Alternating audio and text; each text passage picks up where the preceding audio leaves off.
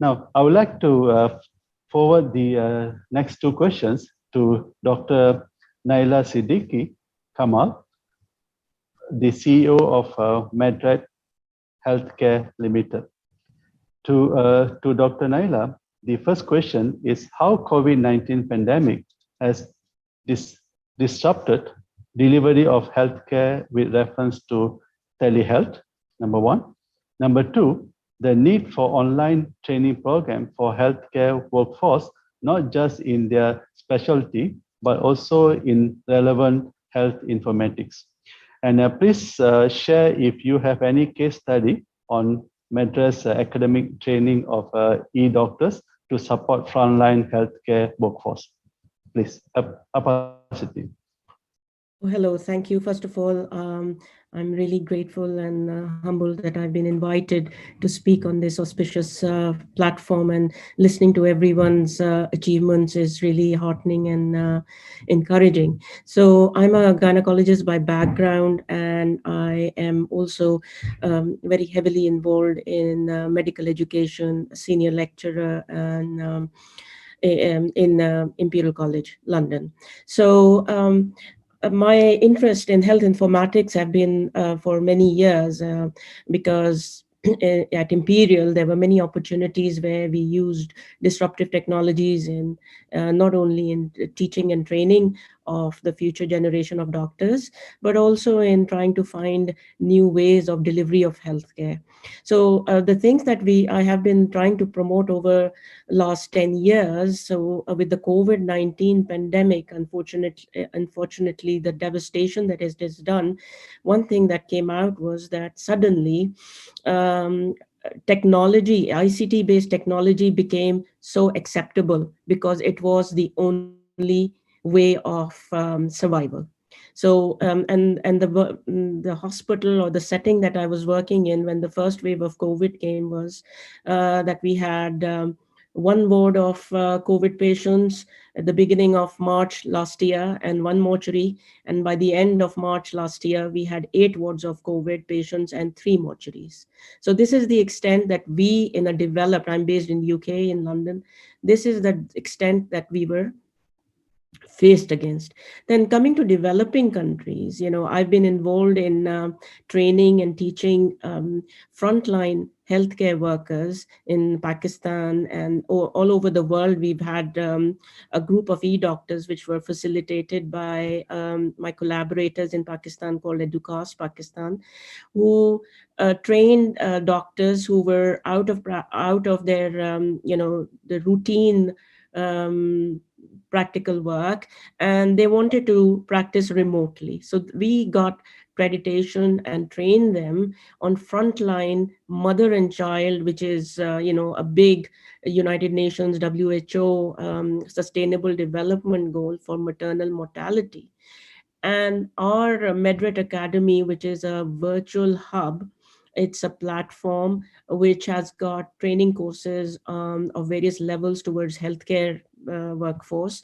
And we trained about 100 doctors on frontline maternal health. And then they went on to support camps in Yemen, as we all know what is happening, in the war-torn areas. And we had the opportunity of facilitating this in Yemen through my collaborators at Educast Pakistan. So basically, what MedRet Academy is all about is a platform of healthcare educationists who would like to facilitate learning. But what makes us different is that we have got a background in ICT-based disruptive technologies. So that makes us unique. So I think we were the first who brought out a 12-week program, which has got joint learning outcomes. So it has got not only learning objectives for obs and gynae, but it also has got learning objectives from ICT-based, telehealth. So our cohort, the first cohort that came out, were expected to know how to develop ecosystems. So rural, urban health ecosystems around disease, around population. So they were not just doctors. They are also ICT, sort of they've got a background of these information so that they can work with the ICT colleagues in finding these out of the box solutions. What we see now is that we cannot go on practicing the way we did about 3 years ago.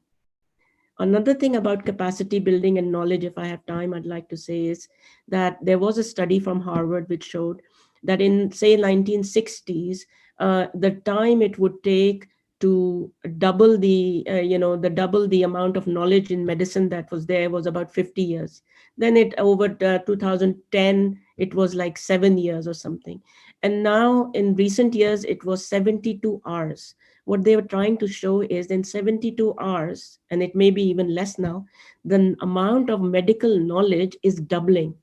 Hence, we do not have the same capacity in our brains to function in the same way. So I think my time's up, so I'll stop here. Okay, thank you very much. I'm sure you have a lot to share. I just have one follow-up question. Just came. I'm a bit curious to ask this. How effective is telehealth now, and how well the patients are accepting this service?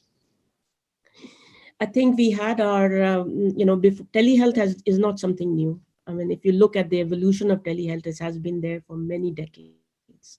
But in our recent practice, there are people who were really skeptics, or you have the net generation who are very happy to use these technologies because it's flexible, it's easy for them.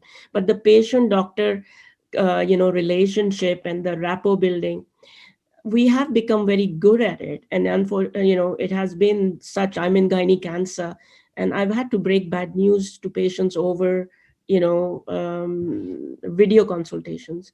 And we have developed that communication in such a way that there were patients who fed back that they prefer to be in their own environment with their family to hear that information, while as you have some patients who would obviously want face-to-face.